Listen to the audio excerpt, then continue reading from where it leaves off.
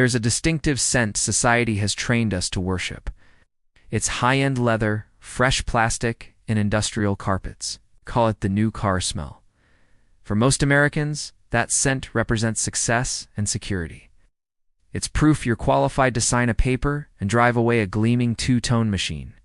But through the lens of a forensic accountant or anyone who understands compound interest, that smell is actually the smell of burning money. It's the olfactory signal that you've just made the most destructive financial decision of your middle-class life. Why do we act so irrationally? We obsess over canceling a $10 Netflix subscription or meticulously count every penny when buying a latte. Yet we nonchalantly walk into a dealership and sign a commitment to pay $700, $800, or even $1,000 a month for the next 7 years. We normalize it with the phrase, "Everyone has car debt. It's part of life." But that statement is the most insidious lie. It keeps the middle class perpetually in dire straits. A car payment isn't a regular bill. It's a systematic asset transfer mechanism, siphoning money from your future retirement account to line the pockets of automakers. Look at the four-square trap. When you sit in that glass office, the financial manager never wants to talk about the total price of the car or interest.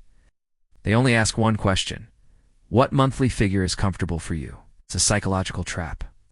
By focusing on months, they stretch the loan term to 84 months, even 96 months. They take a $60,000 truck you can't afford. Break it down, and suddenly, it looks reasonable at $850 a month. But you're not paying for the truck. You're drowning in interest on something that will rust before you make the final payment. In the US, 84-month loans are becoming the new standard. This is dangerous because your car's value depreciates faster than your repayment rate, leading to an underwater situation. The depreciation abyss, when 20% of your assets evaporate in 60 seconds. Let's talk about a chilling truth: depreciation. In America, we have a strange illusion that a car is an asset. We list it on our net worth chart. I own a $50,000 car. But the truth is, a car isn't an asset. Assets are things that put money in your pocket. Liabilities are things that take money out. The moment you drive that brand new car out of the dealership lot, you've just slammed into a wall of depreciation. You lose 10% to 20% of the car's value in the first 60 seconds. Let's do a comparison. If you buy a stock worth $50,000, and a minute later you check your phone and see it's only $40,000, what would you do? You'd vomit from shock. You'd panic sell and swear never to set foot in the stock market again. Yet with cars, we voluntarily do it every 3 years. We even celebrate the loss, taking pictures of it and posting them on Instagram with the caption, "Blessed by the 5th year." Your once $50,000 car is probably only worth around $20,000. You've spent tens of thousands on taxes, interest, and insurance, just to own something that depreciates faster than an outdated phone. You're not just buying a vehicle, you're paying a hefty price for a status illusion. It's the $800 debt and the $2.7 million ghost. But the number that really takes my breath away is the opportunity cost. This is the ghost. Asset you destroyed the moment you signed that lease agreement. Let's do a financial simulation. And at the beginning of 2026, the average down payment for a new car in the US is around $730, including higher insurance. Let's round that to $800 a month. Now imagine you're 25 years old. Instead of rushing to the dealership every 5 years to trade in your old car, you choose to drive a 5-year-old used car that's been well maintained and is now fully paid off. You take that exact $800, the amount you would have paid to Ford or Toyota, and pour it into the S&P 500 index. With a historically average yield of 8%, do you know how much money you'll have in your account by the time you turn 65? $2,700,000? Let that number sink in. The decision to drive a brand new car every day has cost you nearly $3 million. You're not driving a Ford Explorer. You're driving away your freedom. You're driving away your beachfront home. You're driving away the possibility of retiring 10 years early. When you see a luxury SUV on the highway, don't look with envy. Look with pity. That person is driving a $3 million liability just to appear wealthy in the present. When the fear of being sold and leasing the poverty subscription package, why do we act so irrationally? The answer lies in two things: safety marketing and status obsession. Car manufacturers have done an incredibly brilliant job. They convince you that if you're not driving a massive SUV like a tank with 47 airbags, you're a bad parent. They play on the fear. Don't you want your family to be safe? But look at the data. Safety standards have reached saturation. A 5-year-old car is statistically almost as safe as a brand new one. You're paying a 50% premium for just a 1% increase in safety. That's a ridiculously diminishing return on investment. And then we have leasing. This is often advertised as the smart way to drive. Just rent, no maintenance worries. Get a new car every 3 years. My friend, leasing is the most expensive way to operate a vehicle.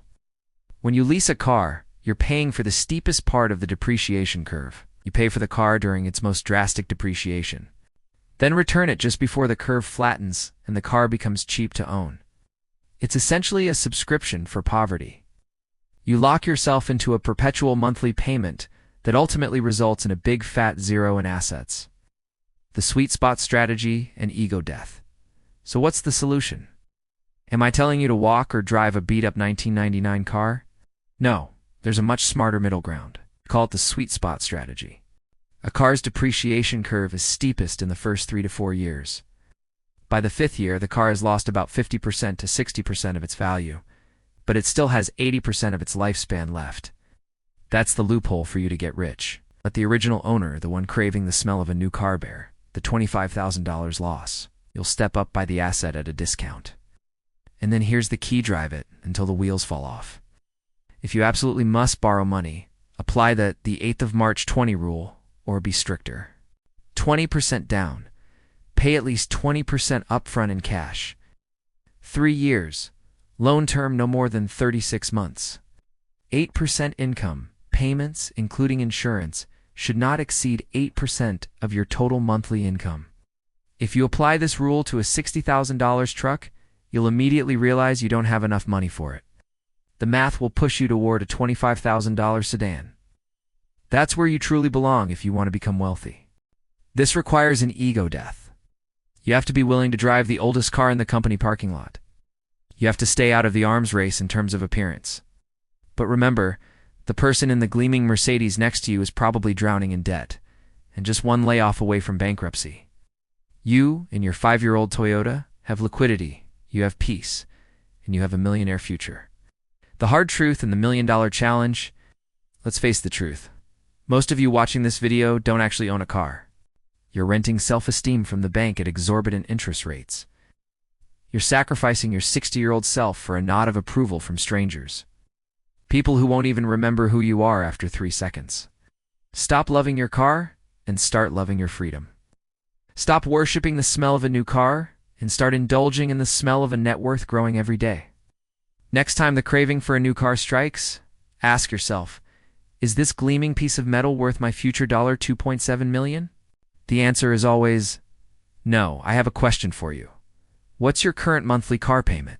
And if you invested that money today, how many millions of dollars would you have in retirement? Honestly, comment that number below. Don't be afraid of being judged. Be afraid of working until you're 84 or a Ford F-150. If this video just hit you on the cold shower of your car upgrade plans, hit like and send it to a friend who's considering a leasing contract. Subscribe to BobScriptly for some of my most brutal autopsies on the American economy. I'm Bob, thank you for watching, and I'll see you on the other side of financial freedom.